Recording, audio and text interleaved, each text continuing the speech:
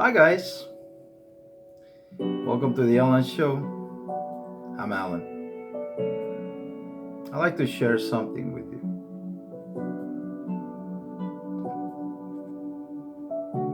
I'm a man in my mid 50s,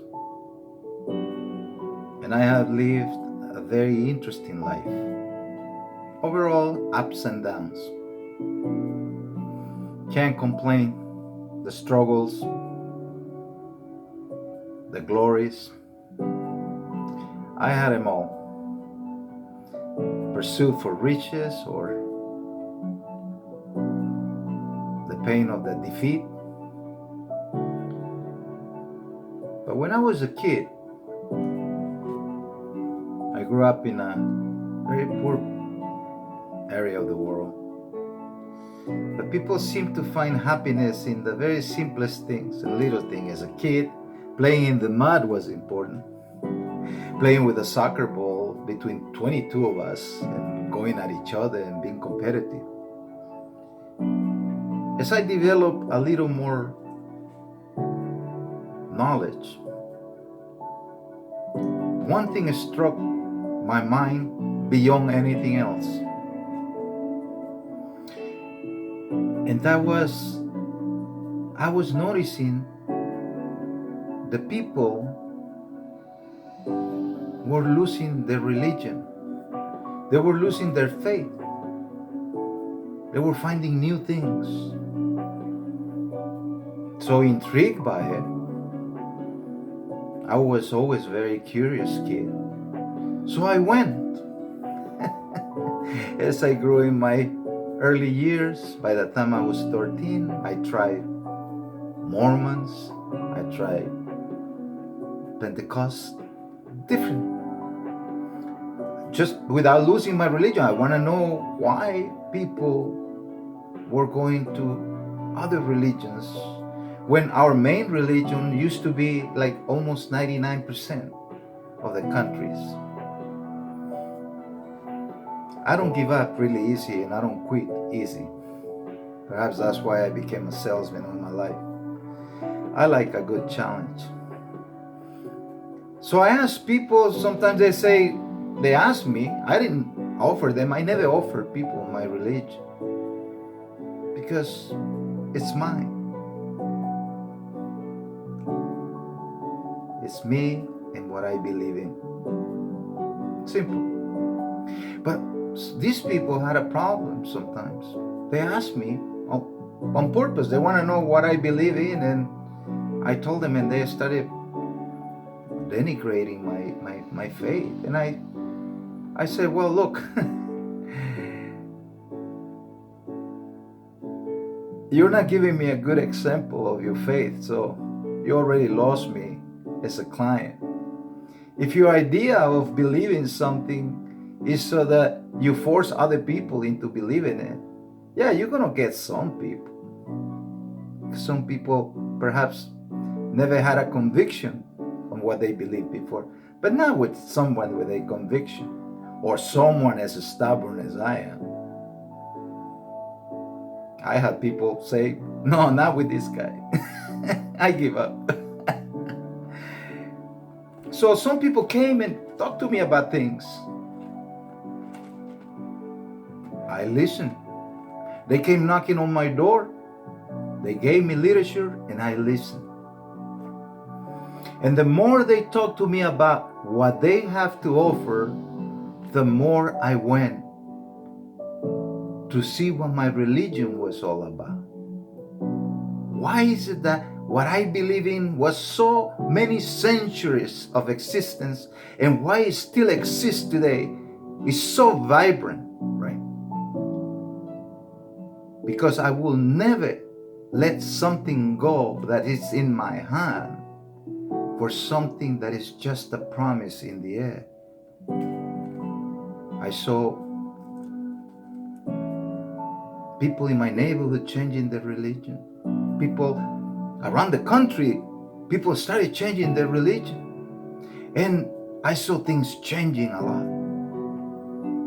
Next thing you know, my country was up in, I don't blame the religion.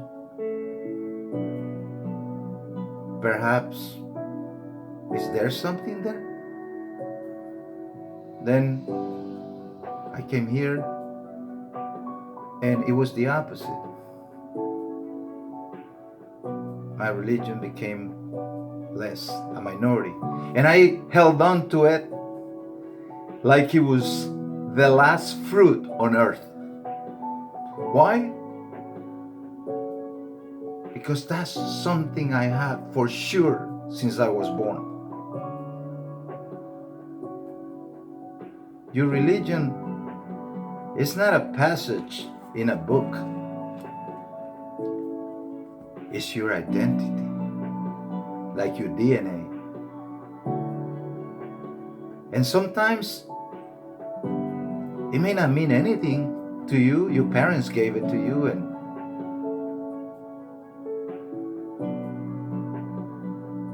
but for some people, it's the bread of their soul. I see today's streets, today's people, a lot of them lost. I reach out as much people as I can, but I'm not going to convince them. I'm not going to talk to them about that. I'm going to show them my religion, my compassion, my charity, my caring, and my hope. That they do good, that they go above I can do. I hear people, religious people, because they see a problem. They say, it's the end of the world. America is... I said, what kind of statements are those? And who are you convincing? If you're panicking like that, of what God are you talking about? You talking about the God of this earth? Or you talking about the God of the universe? Look at this. This is a rock. People are going crazy. They say, in 10 years, this is going to end. But then on the other hand, they say that it's over 1 billion years old. Like an oxymoron. Why? Because when you don't have something treasured for yourself, that is your identity and your conviction, you can be sold almost on anything. I'm a salesman, I know. What are you buying? And are you still looking instead of seeing what you already have? People are saying, oh, it's in the science. No, it's in the spiritual. And now a lot of people that in the 80s and 90s were very spiritual, now they're joining the science because they're running out of people to convince of their beliefs, not of the belief. If I'm the last man left with my religion, I'm already a winner. I don't have to join anybody because I was born into it from the moment I took my first breath.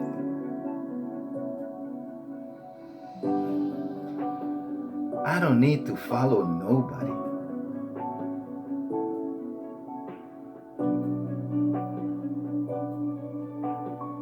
Your religion, your belief, starts with your childhood.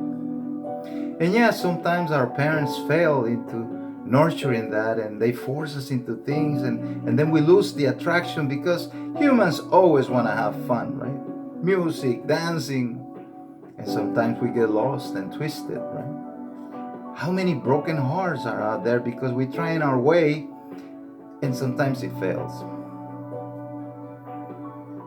Well, I'm not going to convince you and I'm not here to preach you anything. I'm a salesman. But perhaps you have a religion of your own already that were given to you as a gift from your parents. Perhaps the reason why you feel maybe sad, desperate, or lonely is because you have put it away and it's collecting dust. Perhaps in these times of challenging, instead of thinking that the world is going to end, how about if we think that the world is going to begin for us? And don't worry about other people. Try your faith. the one that you were born with. And perhaps there's something there for you. I'm not advocating you anything. It's what you already have in your heart. It's in it. From your bloodline, from your family, from your parents. If things are failing you, what do you got to lose? If you are desperate, what do you got to lose? All you have to do is take the first step. I don't even know where you're gonna take it. I know where I take my steps. But for you, you should know. Find out.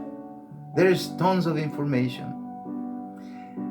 I hear people out there, leaders of the faith, saying that this is punishment for America and punishment for the people. And that is the hope of the world. Try what you already have. Perhaps it's the mystery behind everything. Remember, don't wait till you lose something to know what it's worth. God loves you and loves all of us.